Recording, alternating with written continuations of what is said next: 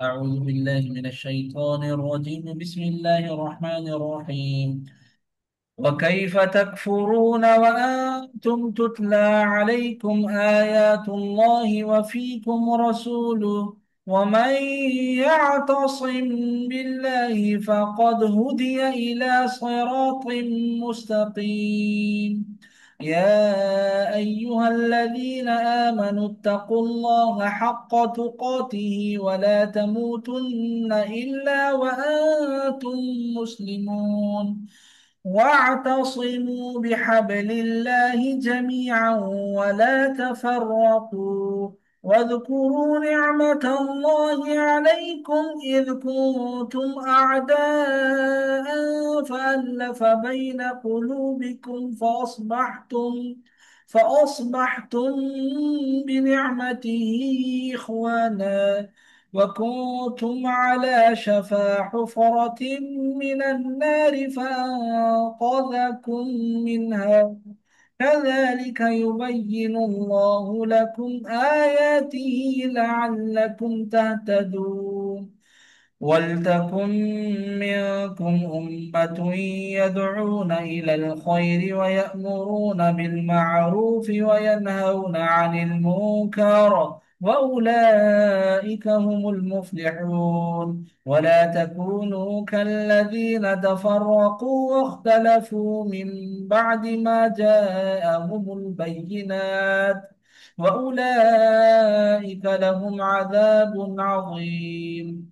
يوم تبيض وجوه وتسود وجوه، فأما الذين اسودت وجوههم أكفرتم بعد إيمانكم فذوقوا العذاب بما كنتم تكفرون.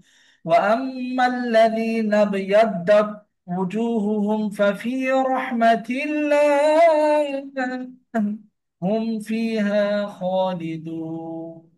تلك آيات الله نتلوها عليك بالحق وما الله يريد ظلما للعالمين.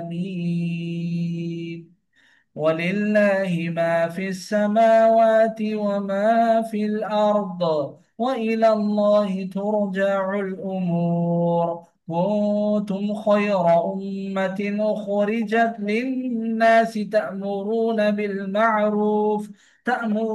بالمعروف وتنهون عن المنكر وتؤمنون بالله. ولو آمن أهل الكتاب لكان خيرا لهم منهم المؤمنون وأكثرهم الفاسقون. لن يضروكم إلا أذى وإن يقاتلوكم يولوكم الأدبار ثم لا ينصرون. ضربت عليهم الذلة أينما ثقفوا إلا بحبل من الله وحبل من الناس وباءوا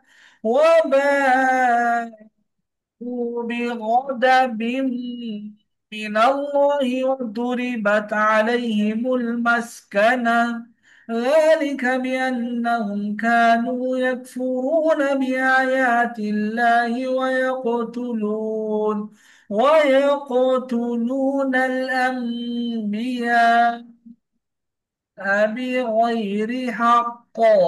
ذلك بما عصوا وكانوا يعتدون.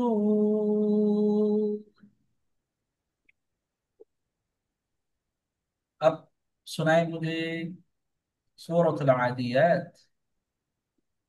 والآليات